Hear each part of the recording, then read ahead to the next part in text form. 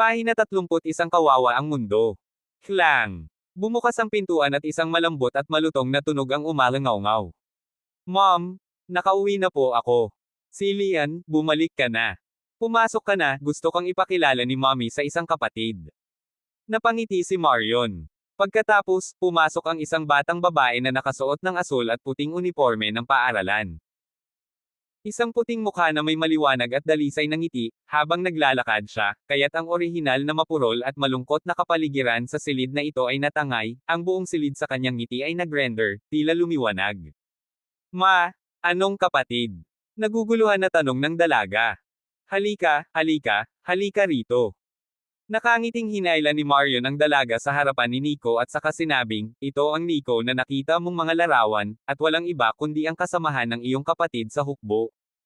Dumating siya para bisitahin tayo. Tinitigan si Nico ng matingkad na mga pupil ng dalaga, at sa katuwang-tuwa itong ngumiti at sinabing, wow, si Nico talaga. Mas bata pa siya at mas gwapo kaysa sa litrato. By the way Nico, andito ka pala kuya. Bumalik na rin ba ang kapatid ko? Nasaan siya? Natigilan ang mukha ni Nico habang nakatingin sa mukha ng dalaga na mukhang naiinip na sa harapan niya at hindi maiwasang magsabi ng, ikaw si Cillian ha? Madalas na sinasabi sa akin ng kapatid mo ang tungkol sa iyo. Kapatid mo siya. Cillian, si Nico lang ang dumating sa oras na ito. Iyong kapatid niya, wala siyang bakasyon at hindi na bumalik. Pinutol ni Bradley si Nico, pagkatapos ay tumingin siya kay Nico at nagpatuloy, Nico, ito ang anak kong si Cillian Page, senior na siya ngayong taon at nagsisimula na siyang maghanda para sa kanyang mga pagsusulit. Napansin ni Nico si Bradley na binigyan siya ng isang lihim na kindat habang kinakausap siya nito. Sa sandaling iyon, naintindihan ni Nico hindi alam ni Cillian ang sakripisyo ng kanyang kapatid. Sa pagbabalik tanaw sa mga huling salita ni Bradley, naunawaan ni Nico kung bakit itinago ng mag-asawang Bradley ang katotohanan kay Cillian, na isang senior sa high school at malapit nang humarap sa entrance exams. Sa Dragon Shade, narinig na ni Nico si Jimmy na maraming beses na nagsabi na ang mga marka ng kanyang kapatid na babae ay napakaganda at siya ay karaniwang numero 1 sa buong paaralan sa mga pagsusulit. Sadyang itinago ng mga Bradley ang sakripisyo ni Jimmy, sa takot na maapektuhan nito ang akademikong pagganap ni Cillian. In terms of Cillian's deep sibling feelings for her brother, she really knows such news, the whole person will certainly collapse, under that kind of blow, will be devastated. Ang biglaang pagdadalamati na iyon ay dumating, kung hindi pa siya makaalis sa anino ng puso, bumaba ang mga marka ng 1,000 o magaan, natatakot lamang na hindi niya maisip. Kawawang magulang. Matapos pag-isipan ang lahat ng ito, tumingin si Nico kina Bradley at Marion at naramdaman na lang nila na mahirap talaga para sa kanila, sa isang banda, na palihim na magdusa sa sakit ng pagkawala ng kanilang anak, at sa kabilang banda, kumilos na parang wala. Mali sa harap ni Cillian, na talagang mahirap at napakasakit. Gayunpaman, alang-alang sa kinabukasan ng kanilang anak, tiniis nila kahit ang sakit. Para sa isang pamilyang tulad nila, ang pinakamagandang kinabukasan para sa kanilang anak na babae ay ang makapasok sa isang magandang unibersidad. Nawala na sila ng isang anak na lalaki, at kung masisira muli nito ang kinabukasan ng kanilang anak, natatakot ako na hindi nila mapapatawad ang kanilang sarili. Ito ay isang mabuting hangarin, na nagpapakita rin ng kadakilaan ng mga magulang. Noong una ay nagtaka si Nico kung bakit hindi nakita ang effigy ni Jimmy sa bahay, ngunit ngayon ay naunawaan na niya ito. Siyempre, Bradley ay nagawa nilang itago ang balita, higit sa lahat dahil si Jimmy ay isang sundalo ng Dragon Shade, ang impormasyon ng pagkakakilanlan ay confidential. Nang mamatay si Jimmy, tinawagan ng may katuturang pinuno ng National Military Department si Bradley, at ang bangkay ni Jimmy ay inilibing din sa sementeryo ng mga martir, at hindi pinauwi para ilibing, na nagawang itago ang Cillian. Cillian, sorry talaga at walang bakasyon ang kapatid mo, kaya ako lang ang lumapit. Gayunpaman, ang iyong kapatid ay naghanda ng ilang mga regalo para sa iyo at hiniling sa akin na ibalik ang mga ito sa iyo. Ngumiti si Nico at nagsabi ng magandang kasinungalingan. Baka sagad sa maputi at magandang mukha ni Cillian ang pagkadismaya habang nakapout ang kanyang mga labi at sinabing, walang bakasyon si kuya ha. Matagal ko nang hindi nakikita ang kapatid ko, at sobrang miss ko na siya. Miss na miss ka na rin ng kapatid mo. Sa hukbo, sinabi niyang ikaw ang pinakamamahal niya. Nakangiting sabi ni Nico. Tumango si Cillian at hindi napigil ang magtanong, so nasaan na ang kapatid ko, ha? Nasa hukbo pa rin. Sandaling nag-isip si Nico at sinabing, ang iyong kapatid ay ipinadala sa ibang bansa para sa isang napakahalagang tungkulin. Ang ganitong pagkakataon ay masasabing 1 in a million, kita mo, hindi man lang ako napili, pero kapatid mo. Kaya, dapat mong ipagmalaki ang iyong kapatid, siya ay napakahusay, isang tunay na sundalo. Nasaan man siya at gaano man siya kalayo, maiisip ka niya. Nagkristal at umangat ang mga mata ni Cillian habang nakangiti at sinabing, napakakapangyarihan ng kapatid ko, ha? Kapag nag-abroad siya, hindi ba magtatagal iyon? Out of confidentiality, wala akong masyadong alam dito. Ngunit ang mga atas na ipinadala sa ibang bansa ay karaniwang higit sa 1 taon at kalahati. Sabi ni Nico. Talagang matagal na, walang magawa ang mga pisngi ni Cillian, at sa huli ay ngumiti siya at sinabing, nasaan ang Reg Along ibinigay sa akin ng kapatid ko. Eto na. Ngumiti si Nico at naglabas ng isang bag na may ilang mga girly accessories at ilang mga specialty at iba pa. Ito ang mga binili niya, at hindi niya alam kung paano magbigay ng anumang regalo sa isang batang babae, kaya bumili na lang siya. Bago siya dumating, hindi niya alam na hindi alam ni Cillian na namatay ang kanyang kapatid sa gyera, kaya sa huli ay sinabi rin niya na ang mga Reg Along ito ay binili ni Jimmy upang dalhin siya kay Cillian. Kitang-kita ko na gustong-gusto ito ni Cillian, kahit simpleng gayak lang, itinuring niya rin itong isang kayamanan, kaya malinaw na sa puso ay sukdulang mahalaga ang posisyon ng kanyang kapatid. Nang makita ang eksenang ito, muling napuno ng guilt si Nico. Isa itong masigla, mabait at inosenteng batang babae, at iniisip ko kung ano ang magiging reaksyon niya isang araw pagkatapos niya malaman ang katotohanan. Ang magagawa lang ni Nico ay ang pumalit kay Jimmy, alagaan ang mga magulang ni Jimmy, at protektahan din ang dalagang nasa harapan niya para lumaki ito ng maayos. Sumunod, kinurot ni Cillian si Nico, patuloy na nagtatanong sa kanya tungkol sa mga bagay sa hukbo, natutunan ang tungkol sa pagganap ng kanyang kapatid sa hukbo at iba pa. Kung ano ang masasabi niya, susubukan ni Nico na sabihin kay Cillian. Ang unang bagay na kailangan mong gawin ay sabihin kay Jimmy ang isang bagay tungkol sa proseso ng pagsasanay, isang bagay na walang halaga sa iyong buhay, at iba pa.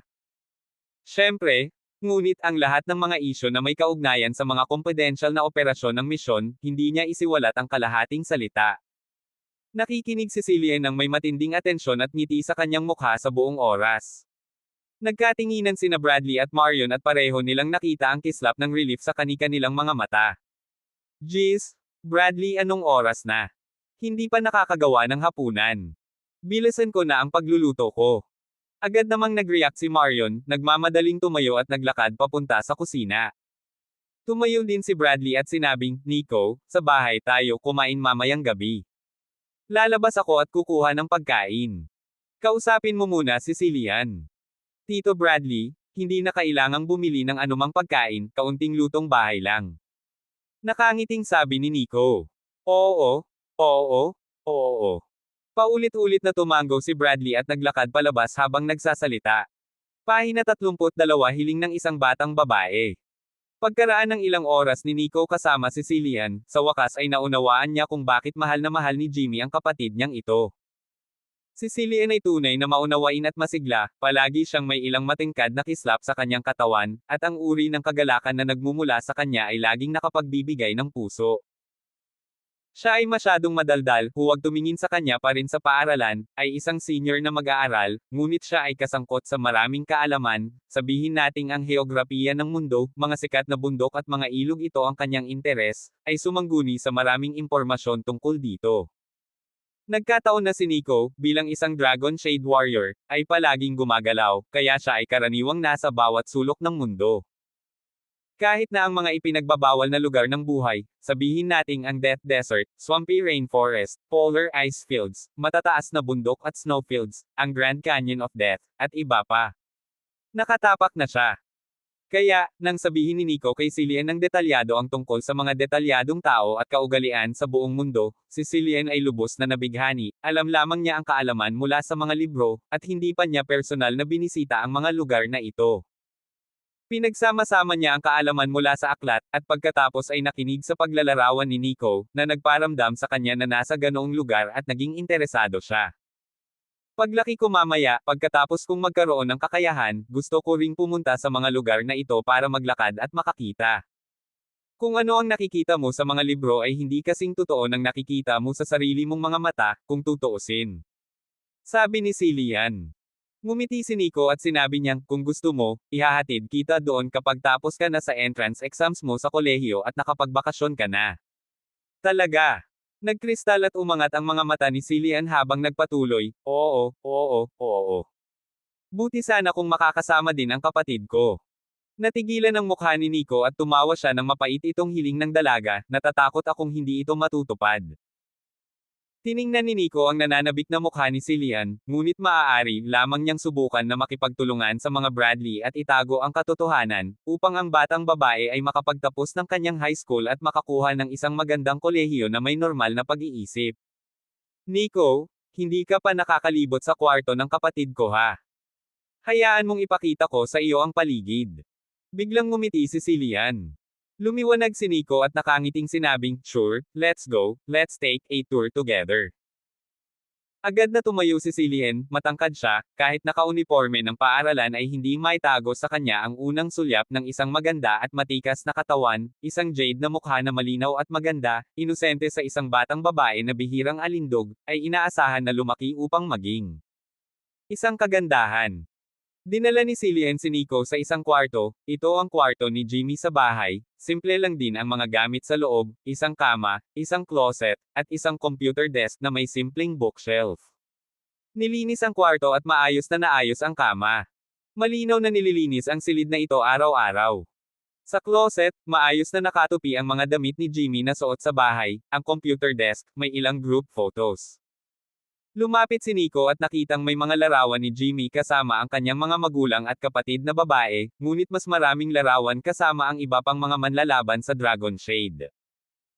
Isa sa kanila ay Jimmy at Dragon Shade Warrior sa isang group photo, tingnan ang larawang ito, Nico, isip recalled ang Dragon Shade sa mukha, ang ilan sa mga mandirigma kasama si Jimmy, ay isinakripisyo. Pagkatapos ay kinuha ni Nico ang isang picture frame at tiningnan ito. Ang larawan sa loob ng frame ay larawan nila ni Jimmy na magkasama, parehong nakahok, mainit at pawisan, na may mga ngiti sa kanilang mga mukha. Natatandaan pa ni Nico ang larawang ito, pagkatapos ng isang espesyal na pagsasanay, si Jimmy ay lumapit sa kanya upang maglakad na kasama niyang nakahok, at ang isang kasama sa kanyang harapan ay nagpakuha ng larawan gamit ang kanyang cellphone.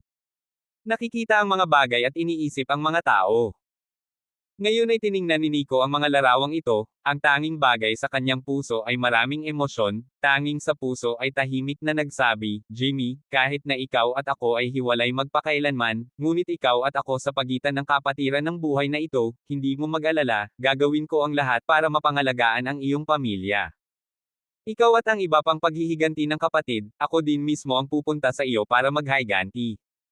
Nico, anong iniisip mo? Hindi naiwasang magtanong ni Cillian na nakitang nakatitig kay Nico. Bumalik sa katinoan si Nico at nakangiting sinabi, hindi, wala akong iniisip. Medyo maayos at malinis pa ang kwarto ng kapatid mo. Oo naman. Naglilinis ako tuwing ilang araw. And minsan after the evening study, uuwi ako gusto ko pa magbasa at mag-aral or something, dun ako sa kwarto ng kapatid ko dito sa computer desk para mag-review. Pagtingin ko, nakikita ko ang picture ng kapatid ko, kaya feeling ko, kahit wala siya sa bahay, talagang kasama ko siya palagi. Nakangiting sabi ni Cillian. Kung ito ay makakatulong sa iyo na mag-aral ng mahusay, ito ay lubos na mabuti. Hindi mo na kailangang mag-isip ng kahit ano ngayon, mag-aral ng mabuti at subukang makapasok sa magandang kolehiyo, iyon ang pinakamalaking sorpresa para sa iyong kapatid. Sabi ni Nico. Talagang gagawin ko. Ngumiti si Cillian, saka nagtanong, nga pala, Nico gaano katagal ang bakasyon mo this time? Kung may oras ka, pagdating ng katapusan ng linggo, maaari kitang ilibot sa Oxfire para sa kasiyahan. Ang kapatid ko ay nasa labas ng bayan, kaya ako ang magiging gabay mo. Hindi rin naman kailangang madaliin ang bagay na ito. I'm take this vacation, mahaba, ibig sabihin mananatili ako sa Oxfire saglit. Nakangiting sabi ni Nico. Ha! Natigilan si Cillian at nagtanong, matagal ka sa Oxfire, ha? Saan ka nagstay? Bakit hindi ka manatili sa loob ng bahay at matulog sa kwarto ng kapatid ko, na walang laman kapag wala ang kapatid ko? Nako, sa loob ako ng Oxford University nakatira ngayon. Nakakuha ako ng trabaho sa Oxford University bilang security guard sa Oxford University. Sabi ni Nico. Nagtatrabaho bilang security guard sa Oxford University. Natigilan si Cillian, mukhang hindi makapaniwala, nagpatuloy siya, pero Nico, hindi ka ba nasa hukbo? Bakit maaari kang lumabas bilang isang security guard? Maaari bang? Ito ay isang misyon din. Siya. Nagmamadaling gumawa ng no sound action si Nico, pagkatapos ay bahagyang misteryosong sinabi, Cillian muntik mo nang sabihin na nabasag ang langit. Nagliwanag ang mga mata ni Cillian at sinabi niya, so, tama ang hula ko. Cillian, all said and done? You can't say too much about this. Sikreto lang iyon, at kailangan mong ilihim sa akin. Sabi ni Nico na nakadiretso ang mukha. Nico, I get it. I'll never leak half of it to the public. Kung hindi ka naniniwala sa akin, maaari nating hilahin ang gatilyo. Sabi ni Cillian na iniunat ang kalingkingan. Mabuti, pagkatapos ay hilahin ang gatilyo. Ngumiti si Nico, at inabot din ang kanyang pinky para hilahin ang isang hook kay Cillian. Then may secret na kami ni Nico simula ngayon Ngumiti si Cillian. Sigurado yan. Ikaw na lang, kung sino pa man, hindi ko na itatapon ang sitaw sa kalahati. Ngumisi si Nico. Napangiti si Cillian sa tuwa at sobrang inosente. Nico? Cillian, nasaan ka? Handa na ang hapunan para sa hapunan. Sa pagkakataong ito, galing sa labas ang pagbati ni Bradley. Handa na ang hapunan.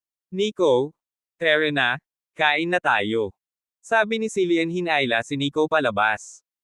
Ang mesa ay na-set up ng isang masaganang pagkain, ang ilang lutong bahay na pagkain, karne at gulay, walang malalaking isda at karne, ngunit hayaan si Nico na magmukhang labis na ketekam-takam, dahil ito ay nagbibigay sa kanya ng isang uri ng parang bahay na mainit na pakiramdam. Nico, may lumang alak sa loob ng bahay, homebrewed lahat. Hindi ko alam kung sa army ka uminom, kung uminom ka sasamahan kita uminom ng ilang baso. Nakangiting sabi ni Bradley. Tuwang-tuwa si Nico sa narinig at sinabing, Tito Bradley, totoo bawal ang inuman sa hukbo. Ngunit ngayon ay bumalik ako sa bakasyon sa lungsod. Siyempre, walang ganoong paghihigpit. Kailangan ko pang uminom ng kaunti kasama si Uncle Bradley ngayong gabi. Tapos uminom kayong dalawa. Pero nakakasakit sa katawan ang sobrang alak, tigilan mo na. Tara, maupo na tayo at kumain. Ngumiti si Marion, at ito ang kauna-unahang pagkakataon sa nakalipas na buwan, ang napakatamis ng ngiti. Naupo si Nico kasama ang pamilya ni Bradley, kumain ng lutong bahay na pagkain at humigop ng alak, pakiramdam na mas masarap kaysa sa alinman sa mga delicacy sa mundo. Pahina 33 Pagpatay ng manok para gawing halimbawa ng unggoy. Oxfire, libangan ng celebrity. Ang celebrity entertainment ay isang malaking pangalan sa Oxfire, at mayroong mga nightclub at bar at nightclub sa casino. Sa madaling salita, mayroong anumang bagay na gusto mong laruin dito, at ang mga detalye ay napaka-high-end. Ang mga venue ng nightclub ng celebrity entertainment ay karaniwang mayroong bilang ng mga second at third tier na mga bituin na darating para magtanghal gabi-gabi, at para sa mga nightclub ng celebrity entertainment, iyon ang puso ng hindi mabilang na kuweba ng kaluluwa ng kalalakihan ng Oxfire. Ang tatlong dilag sa mga celebrity nightclub, ang katanyagan ay kumalat sa buong Oxfire, na umaakit sa hindi mabilang na malalaking boss na yumuko at gumastos ng libu-libong dolyar upang makita ang mga dilag, tulad ng para sa pagnanais na magkaroon ng isang fling para sa isang gabi na nagkakahalaga ng pera. Maging higit pa. Sa madaling sabi, ang celebrity entertainment, kasama ang mga pinaka-avant-garde at explosive na nightclub at ang tatlong gintong bulaklak ng mga nightclub, ay nakakaakit ng maraming pera sa paglipas ng mga taon, at hindi masyadong masasabing kumikita ito tuwing araw. Si Dan Taylor ang pinuno ng celebrity entertainment, at sa lugar na ito ng East Side, walang nakakaalam ng pangalan ni Mr. Taylor. Sa isang maliwanag at maluwang na opisina sa itaas na palapag ng celebrity entertainment, nakaupo si Dan sa isang upuan ng tigre, ang kanyang ulo at mga mata ng leopard ay mabangis na tingnan, ang kanyang katawan ay naglalabas ng isang mabangis na aura, ang kanyang mga mata ay nakabukas at nakapikit na may matalas at parang kutsilyong malamig na aura sa flash. Ang mukha ni Dan, ay nakatayo sa harap ng isang hilera ng malalaking lalaking nakasuot ng itim, kabuoang 8 tao, bawat isa ay nakayuko, lahat sila ay may mga sugat, benda, at kahit isang cast. Ang 8 lalaki ay pawang mga bogbog at namamaga, ngunit hindi sila nang ahas na magkaroon ng anumang pinapahalagahan na pagtrato sa harap ni Dan dahil sila ay nasugatan, lahat sila ay tahimik, at ang mga mata ay nagpapakita ng bakas ng takot at pagkamangha. Sam Rockwell, bumangon ka. Putol ni Dan, ang kanyang tono ay lumulubog, malamig. Isang malaking lalaki na may mataba na mukha na nakatayo sa gitna ng harapan ay nagtaas ng mukha, at siya ay walang iba kundi si Mr. Rockwell na nagdulot ng kaguluhan sa harap ng Oxford University kaninang tangha. Ang natitira sa mga tao, ito rin ay si Mr. Rockwell sa ilalim ng mga kamay ng mga gangster fighters, sa sandaling ito ang lahat ng nanginginig sa harap ni Dan ay nakatayo. Tignan mo nga ngayon, kawawa ka talagang tao, gaya ng ipinahihiwatig ng pangalan mo, binugbog na parang ina. Walang pakialam na saway ni Dan. Sa harap ng ganoong pasaway, hindi nang ahas si Sam na umutot, maputi na ang buong mukha, sobrang kinakabahan at hindi mapakali. Si Sam dahil sa kanyang pangalan, ay palaging bawal sa kanyang harapan na banggitin ang salitang, "wang ba," sa lugar kung saan siya gumala, kung sino ang maglakas loob na sabihin ito ay tiyak na madudurog ang kanyang bibig. Gayunpaman, sa harap ni Dan, hindi siya mangangahas na maging bastos. Dahil si Dan ang kanyang direktang supervisor, ang kanyang boss. Sabihin mo sa akin, kanino ka nasaktan? Sino pa sa lugar na ito ang maglalakas loob na hawakan ka? Baka Tiger Gang, o Craster Coffin? Napaisip si Dan at nagtanong. Sabi ni Sam na may kirot sa lalamunan, mukhang nahihirapan na, Mr. Si Taylor, ito ay isang security guard mula sa Oxford University na nasugatan sa amin. Ano? Anong ibig mong sabihin? Seguridad. Natigilan si Dan, hindi inaasahan ang sagot, medyo hindi makapaniwala. Mister, si Taylor, ang ibang lalaki ay talagang isang security guard. Sabi ng isa pang malaking lalaking nakatayo. Kalokohan. Pinalaki ko ang grupo ng mga taunan, tama. How dare you be bullied by a security guard? Ang kabilang panig ay binugbog kayong 8 sa pamamagitan lamang ng isang security guard. Niloloko mo ba ako? Bumangon sa galit si Dan. Mr. Taylor, bago ang security guard na yan. Hindi ko alam kung ano ang pinanggalingan, ang katawan ay makapangyarihan sa isang gulo, marami sa amin ang magkasama, ay hindi niya kalaban. Sabi ni Sam. Yung bagong security guard. Kaya hindi nila alam na nasa ilalim ka ng utos ko. Ang bagong panganak na guya ay hindi takot sa tigre Malamig na tumawa si Dan, mabangis na kumislap ang kanyang mga mata na may kaunting lamig. Mr. Taylor, ang security guard na ito ay bago, at sinabi sa akin na ito ang kanyang unang araw sa trabaho. Wala siyang pakialam sa amin.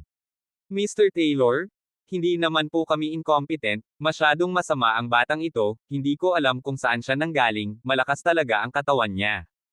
Nagmamadaling sabi ni Sam. Pinandilatan ni Dan si Sam at sinabing, sabihin mo sa akin, paano nagsimula ang alitan na ito? Ito. Bulong ni Sam, tila natatakot magsalita. Malamig ang titig ni Dan, at parang talim ang matigas nitong titig, na nakatitig kay Sam. Nanginig si Sam sa takot at nagmamadaling nagkwento sa pangkalahatan.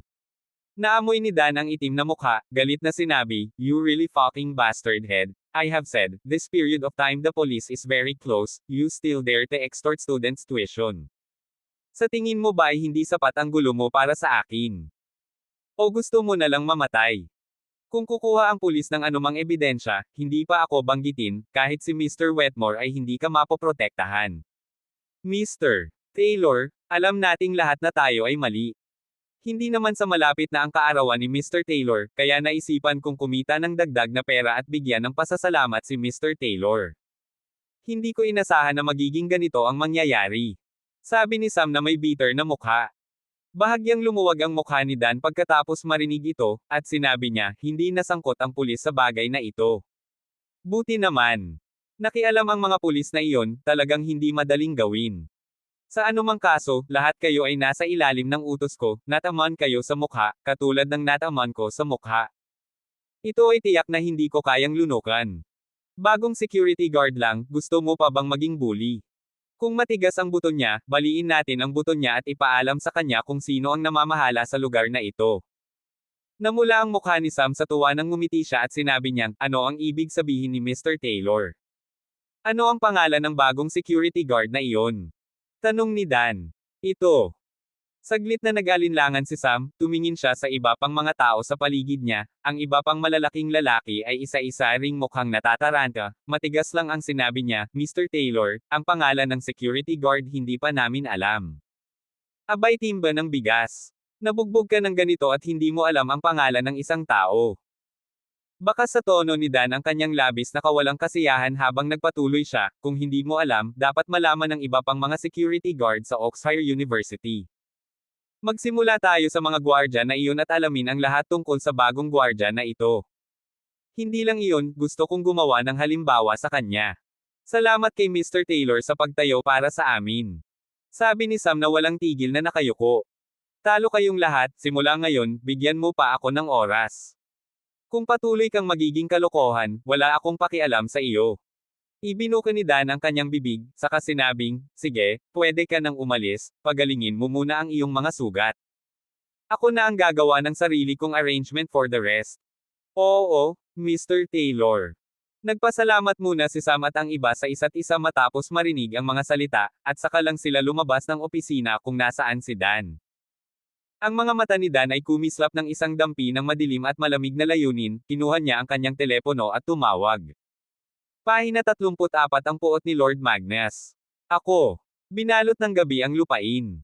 Dumating na rin ang oras ng bandang 9:00 ng gabi. Guest pa rin si Nico sa bahay ni Bradley, kumain na ng hapunan at ngayon ay nakaupo siya sa sala, umiinom ng tsaa at nakikipagkwentuhan kay Bradley. Bradley, Mr. at Mrs. Marion? Dalawang tao ang nagtanong kay Jimmy sa hukbo ng ilang bagay, para sa mga ito ay talagang hindi nila alam, noong nakaraan ay tumawag si Jimmy noong siya ay nabubuhay pa, para sa pagkakakilanlan ng lihim, bihira niyang ibunyag ang mga bagay. Sa loob ng hukbo. Ngayong wala na si Jimmy, si Bradley at ang kanilang paraan ng pag-alala kay Jimmy ay ang matuto hanggat maaari tungkol sa buhay ni Jimmy. Sa bagay na ito, si Nico ay hindi nahihiya, hanggat hindi nasa saklaw ng mga confidential na bagay, maaari niyang sabihin hanggat maaari, upang ang dalawang matatandang ito hanggat maaari ay maunawaan ang kanilang anak sa hukbo ng ilang mga bagay. Kahit na ang pinakamaliit na bagay sa buhay ay magiging isang mahalagang alaala para sa kanila kapag na-miss nila si Jimmy.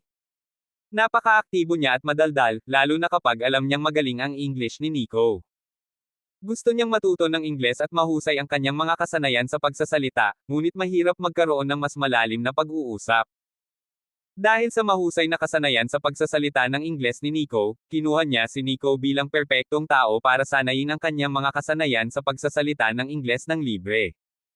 Tuwing may pahinga, lagi niyang hinihila si Nico para makipag-English sa kanya paminsan-minsan. Bilang isang Dragon Emperor, si Nico ay palaging gumagalaw at naglalakbay sa buong mundo, kaya ang paalitang Ingles ay isa lamang sa maraming wikang banyaga na pinagkadalubhasaan niya. Ang mga Bradley ay kinuha ang eksena sa mahabang hakbang, ngunit pinagtawanan ito. Ang kanilang sariling anak ay isinakripisyo, ngunit ang pagdating ni Nico ay nagbigay sa kanila ng pakiramdam ng pagiging malapit at init na para bang isa pa ito sa kanilang mga anak. Ito ay lubos na natunaw ang sakit ng pagkawala ng kanilang anak, at least ngayong gabi sila na ang pinakamasayang gabi sa mahabang panahon, at ang pinakamaraming tawa, iyon pa rin ang totoong tawa. Matagal-tagal na rin silang hindi nagkaroon ng ganitong mainit na pakiramdam mula nang magsakripisyo si Jimmy. Nang si Nico ay muling hinihila ni Cillian sa isang English-speaking conversation, biglang tumunog ang kanyang cellphone sa gitna ng lamig. Inilabas ni Nico ang kanyang cellphone at nakitang si Frederick, isang security guard sa Oxford University, ang tumatawag. Hindi alam ni Nico kung ano ang hinahanap ni Frederick, kaya ang tanging magagawa niya ay tumayo at sabihing, Cillian, may kasamahan akong tumatawag, tatawag muna ako. Lumabas si Nico sa balkonahe, sinagot ang telepono, at sinabing, Hello, Frederick. Anong nangyayari? Pareho sina Nico, Theodore at Walter, binugbog sila. Sa telepono, sinabi ni Frederick sa isang apurahan at problemadong tono. Bumaba ang mukha ni Nico at nanlilisik ang titig sa kanyang mga mata habang sinasabi, anong nangyayari? Sabihin mo sa akin ng eksakto. Nico, ngayong gabi ay pumunta kami ni Arthur para ibigay ang shift kasama sina Theodore at Walter. Pagkatapos ay umalis si Theodore Walter ng dalawang tao, bago umalis ay magsasama-sama din para mag-jerk off at uminom ng beer, at pagkatapos ay bumalik upang magpahinga. Sino ang nakakaalam, makalipas ang kalahating oras, ang balita na ang dalawa sa kanila ay marahas na sinaktan. Kasalukuyan silang ginagamot sa Oxford University Hospital. Sa telepono, gumawa ng mahabang kwento si Frederick. Paano silang dalawa nasugatan? Sinabi ng doktor na ang mga pinsala ay naging matatag. Pero hindi maganda. Ayon sa diagnostic report, marami sa kanilang sternum ang nabali. Sa oras na iyon sa ospital, sinabi ni Theodore na gusto din ng grupo na mabali ang kanilang mga binti. Buti na lang may dumaan at sumigaw sila para humingi ng tulong na naakit ang iba pang mga tao. Saka lang nagmamadaling tumakas ang grupo, kung hindi, natatakot ako na baka mas malubha ang pagkakasugat nilang dalawa. Dumating ang mga taong iyon na may layuning talunin si Theodore at ang iba pa sa kawalan ng bisa. Alam mo ba kung sino ang may gawa nito? Wala pang ideya. Mabuti. Nasa Oxford University Hospital ka ba ngayon? Oo. Natarante si Miss Martino at pumunta sa gilid ng ospital para makita si Theodore at ang iba pa. Maghintay ka muna, sasanduan kita sa ospital. Nagsalita si Nico sa mababang tono, at ang titig sa kanyang mga mata ay malamig na. Binaba ni Nico ang telepono, huminga ng malalim at bumalik sa bulwagan, nakangiting sabi nito, Tito Bradley, Auntie Marion, may nangyayari sa school, babalik ako nagmamadali. Cillian, magpahinga ka na, may pasok ka bukas. Alam na ng mga Bradley na kasalukuyang nagtatrabaho si Nico bilang isang security guard sa Oxford University. Tumayo si Bradley pagkatapos marinig ito at sinabing, Nico, dahil may nangyayari sa paaralan, bumalik ka muna. Nico, tandaan na mas madalas kang pumunta sa hinaharap. Halika at kumain sa katapusan ng linggo. Gawin itong tahanan mo sa Oxford, at palagi kang welcome sa loob ng bahay. Sabi din ni Marion. Tumango si Nico at nakangiting sinabi, I remember.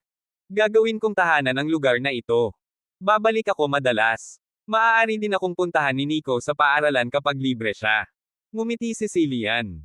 Ngumiti si Nico, inabot at hinaplos ang ulo ni Cillian, at sinabing, okay, naalala ni Nico. In the future, if you have anything, you can also call Nico.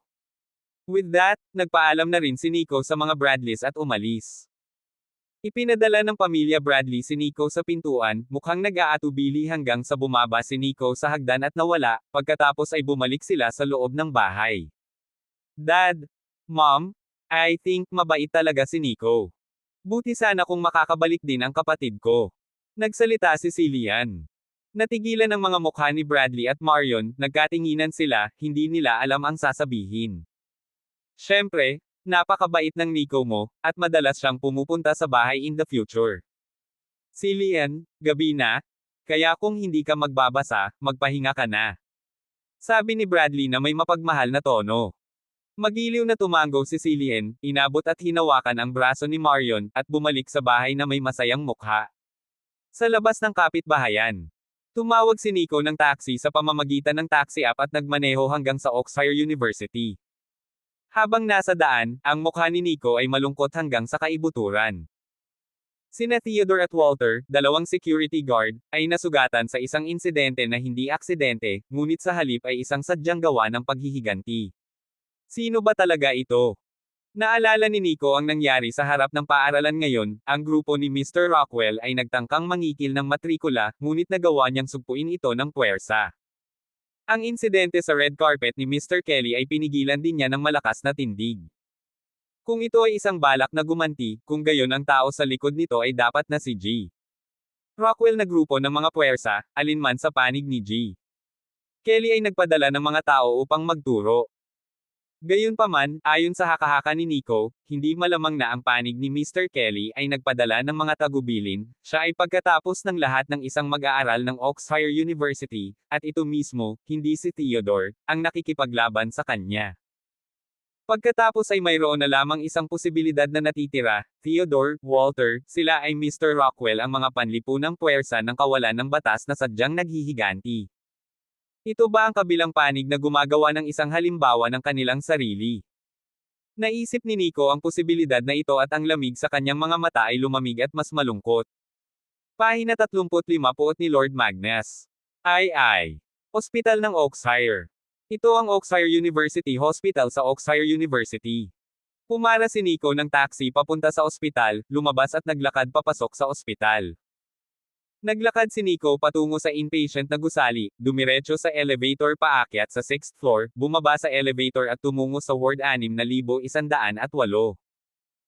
Habang nasa daan, nakipag-usap si Nico kay Frederick at sa iba pang mga security guard nang malaman niyang na-stabilize ni Theodore at Walter ang kanilang mga pinsala pagkatapos ng emerhensyang medikal na paggamot at kasalukuyang nagpapagaling sa silid ng ospital. Pumasok si Nico sa ward 6108 at nakita niya sina Barry, Frederick, Arthur at iba pang mga security guard, bilang karagdagan kay Kay, ang Vice President ng Oxford University, at si Dean, ang Chief of Staff ng Presidente, ay nasa silid din. Nico, nandito ka na pala. Nakita ni Barry si Nico at agad namang nag-hello. Nico. Nagsalita na rin sina Frederick, Arthur at ang iba pa. Tumango si Nico at lumapit para makita sina Theodore at Walter na nakahiga sa magkabilang kama. Mayroon silang mga sugat sa kanilang mga mukha at katawan, na medikal na nalagyan ng benda, ngunit ang ilang mga sugat ay mukhang nakakaalarma pa rin, mula sa blunt force trauma hanggang sa matalim na hiwa ng kutsilyo. Nico. Nagsalita sina Theodore at Walter, nakahiga na sila at umayos ng upo nang makita nila si Nico. Nagmamadaling lumapit si Nico at sinabi sa malalim na boses, humihim ka. Ano ang sinabi ng doktor tungkol sa iyong mga sugat? Si Kay ang pumalit at sinabing, nabasa ko na ang diagnosis report, nakausap ko na rin ang attending physician, ang dalawa sa kanila ay pangunahing mga traumatic injuries, ang kanilang dibdib at mga tadyang sa tiyan ay may iba't ibang antas ng pinsala, na bali. Ang mga ito sa operasyon para gumaling, na ibalik na, ang susunod ay dahan-daang gumaling. Sabihin sa akin ang higit pa tungkol sa kung ano ang nangyayari. Sabi ni Nico sa malalim na boses. Sina Theodore at Walter ay parehong nagkwento ng nangyari ngayong gabi. Pagkatapos nilang ibigay ang mga shift nila, magkapares na bumalik ang dalawa, dahil pareho silang nangungupahan sa bahay, hindi pa sila kumakain ng hapunan, at sinadya nilang pumunta sa barbecue stall para kumanta at uminom ng beer.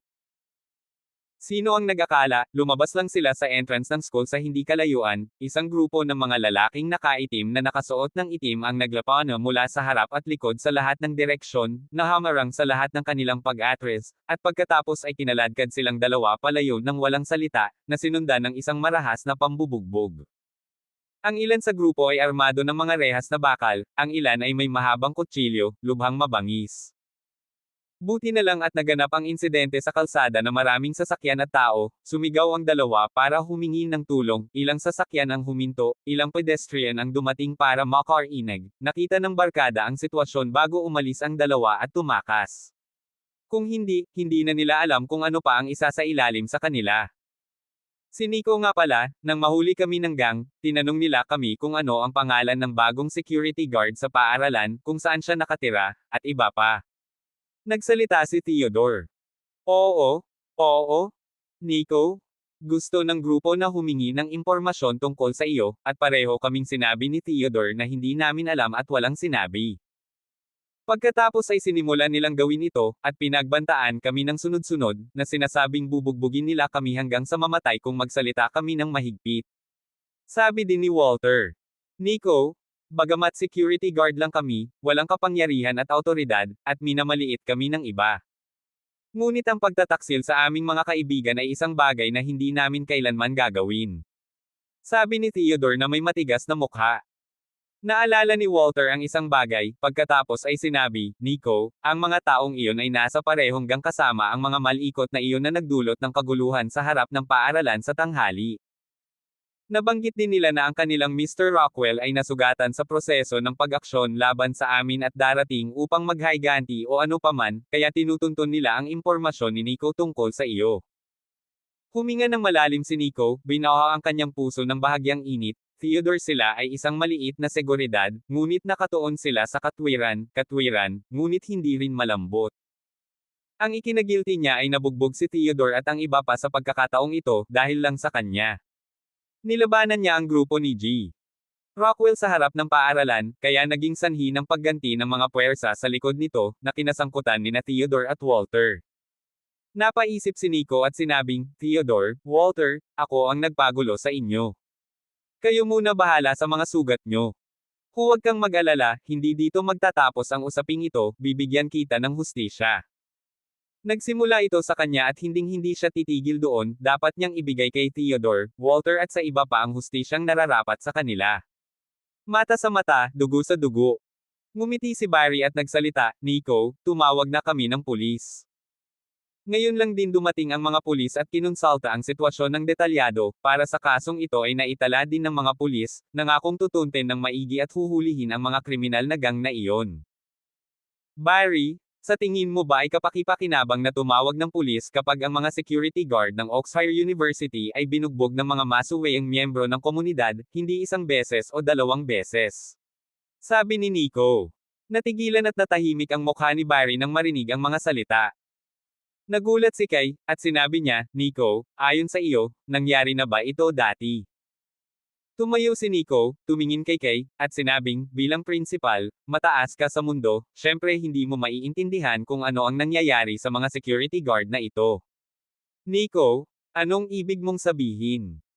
Umakyat si Kay sa inis, rinig na rinig niya ang hapdi sa mga salita ni Nico, na nagparamdam sa kanya ng sobrang harsh.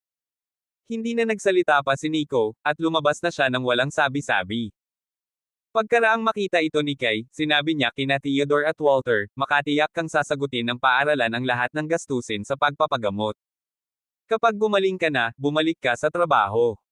Sa hinaharap, ang paaralan ay makikipagtulungan at makikipag-ugnayan sa pulisya upang palakasin ang gawaing pangseguridad sa lugar na ito upang maiwasang maulit ang mga ganitong insidente.